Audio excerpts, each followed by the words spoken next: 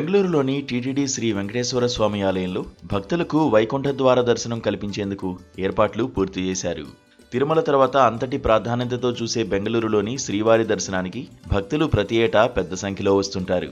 ఈ ఏడాది కూడా వేలాదిగా తరలి వస్తున్న భక్తులకు ఎటువంటి ఇబ్బందులు కలగకుండా అన్ని ఏర్పాట్లు చేశారు.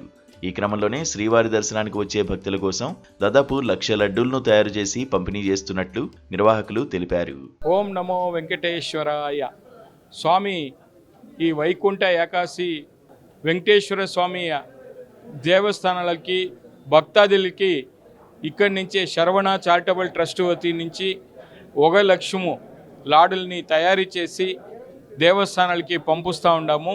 వైకుంఠ ఏకాదశి ఉండేదాని నుంచి అందరూ కూడా తిరుమలకి వెళ్ళి స్వామి దర్శనం చేసి స్వామి ప్రసాదంని స్వీకారం చేసేక అయ్యేలేదు.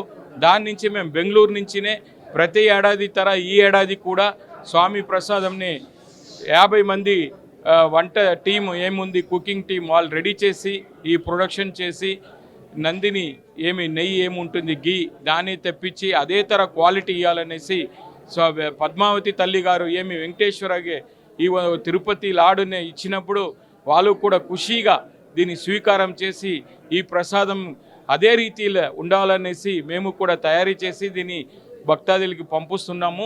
రేపు అందరూ కూడా వెంకటేశ్వర దేవాలయంలో ఈ ప్రసాదం స్వీకారం చేసి వాళ్ళ లైఫ్లో కూడా అందరికీ సుఖం శాంతి నెమ్మది ఆరోగ్యం ఈయన దేవుడు స్వామి అని చెప్పేసి వాళ్ళకి విష్ చేస్తా శుభం కోరుతా దీన్ని పంపుతా ఉన్నాను.